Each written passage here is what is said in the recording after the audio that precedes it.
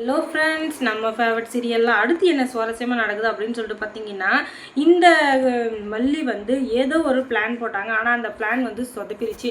அதனால அவங்க சும்மா விடுவாங்களா? விட மாட்டாங்க. ஏன்னா அந்த சுடரை தேடி கண்டுபிடிச்சி வெண்பாவை காப்பாற்றுற வரைக்கும் கண்டிப்பாக அவங்களுக்கு தூக்கமே வராது. அதனால தான் அவங்க அண்ணங்கிட்ட ஹெல்ப் கேட்டிருக்காங்க. அண்ணன், நீ வந்து இப்போ ட்ராவலில் இருக்க, அதுவும் இல்லாமல் உனக்கு 4 பேர் 4 இடத்துல நல்லாவே தெரியும். இதை யூஸ் பண்ணி எப்படியாச்சும் அந்த சுடரை கண்டுபிடிக்கணும் அப்படின்னு சொல்ல, இதெல்லாம் நீ சொல்லணுமா? ஏற்கனவே நான் வேலையை தான் பார்த்துட்ருக்கேன்.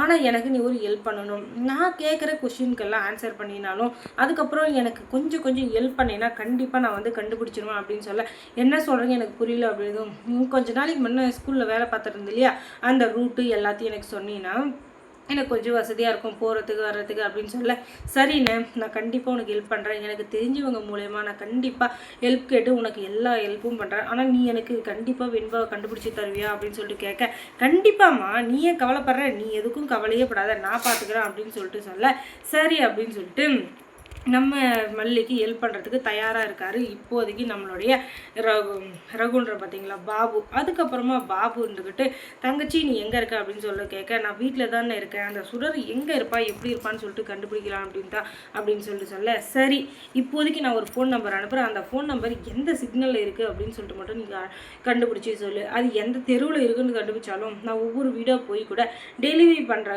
வேலை இருக்குது அப்படின்னு சொல்லிட்டு கூட நான் கண்டுபிடிச்சிருவேன். அதுவும் இல்லாமல் இப்போ ரேப்பிடோ ஓட்டுறதுனால அவங்களுக்கு அங்கங்கே போகிறதுக்கு வேலை எத்தனையோ இருக்கும். அது மூலிமா அவள் புக் பண்ணால் கூட கண்டிப்பாக நான் அவளை கண்டுபிடிச்சிருவேன். நான் போய் அவளை கண்டுபிடிக்காமல் இருப்பேனா அப்படின்னு சொல்லிட்டு சொல்ல, சரிங்கண்ணே அப்படின்னு சொல்லிட்டு, சரி அடுத்து என்ன பண்ணலாம் அப்படின்னு சொல்லிட்டு 2 பேரும் யோசிக்கிறாங்க. அப்போ தான் புரிய வருது, இவள் வந்து ஏதோ ஒரு சிக்னல்லேருந்து ரேப்பிடோ புக் பண்ணியிருக்கா.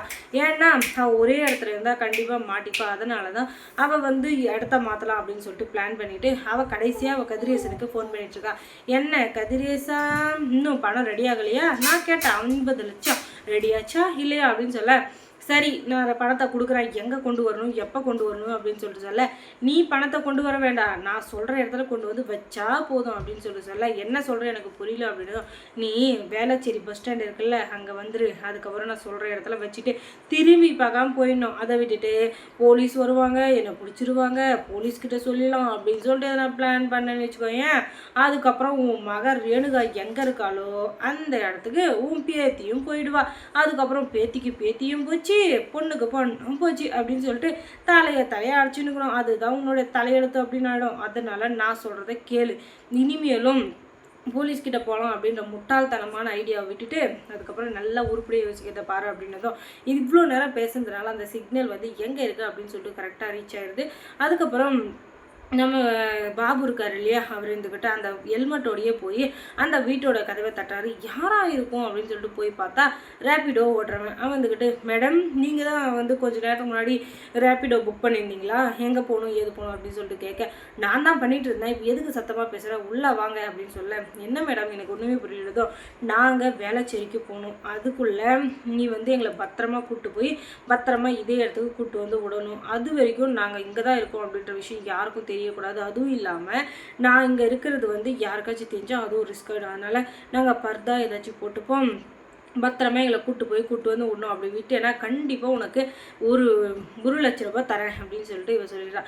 ஏன்னா அது கூட்டு வரதுக்கு 1,00,000மா, என்ன சொல்கிறீங்க எனக்கு ஒன்றுமே புரியல அப்படின்னதும், அதுவா நீ செய்கிற வேலை சின்னதாக இருந்தாலும் செய்கிற இடத்த பொறுத்தது, அதனால் இது பெரிய விஷயம், அதனால் நீ வந்து எங்களை காப்பாற்றினீன்னா நாங்களும் உன்னை காப்பாற்றுவோம் அப்படின்னு சொல்லிட்டு சொல்ல, யார் அந்த 2 பேரும் நாங்கன்றீங்கன்னு எனக்கு புரியலதோ, அதுவா என் பொண்ணும் நானும் அப்படின்னு சொல்லிட்டு சொல்ல, உங்களுக்கு பொண்ணு வேறு இருக்கா மேடம், நீங்களே கல்யாணமே ஆகாத மாதிரி இருக்கீங்க, உங்களுக்கு பொண்ணா அப்படின்னு சொல்லிட்டு கேட்க, யோ உனக்கு எதுக்கே அதெல்லாம் ஒழுங்கு மாதிரியே என்னை கூட்டு வரவே முடியாது அப்படின்னு சொல்லிட்டு சொல்ல, சரிங்க மேடம் வாங்க போகலாம் அப்படின்னு சொல்லிட்டு வண்டியை எடுக்கிறான். ஆனால் அவன் போகிற ரூட்டே வேற, நேராக கொண்டு போய் மல்லிக்கிட்ட விட்டுடுறான். அதுவும் இல்லாமல் அவள் எங்கே இருக்கா ஏது இருக்கான்னு சொல்லிட்டு எல்லா இதையும் கண்டுபிடிச்சி சொன்னதுக்கப்புறமா இப்போ வெண்பா வந்து அங்கேயே தான் இருக்கா. ஏன்னா இப்போதைக்கு அவளை கூப்பிட்டு போகிறது சரியில்லை அப்படின்றதுக்காக. அதுக்கப்புறம் பாபு வந்து வெண்பாவை வந்து காப்பாற்றுறதுக்கான முயற்சியில் இறங்குறாரு. அதுக்குள்ளே மல்லியும் அந்த இடத்துக்கு வந்துடுறாங்க. எல்லாரும் ஒரே இடத்துல ஒன்று கூடி சுடரை என்ன பண்ண போகிறாங்க அப்படின்னு சொல்லிட்டு பார்த்தீங்கன்னா, போலீஸோடு வந்து அவளை அரெஸ்ட் பண்ணி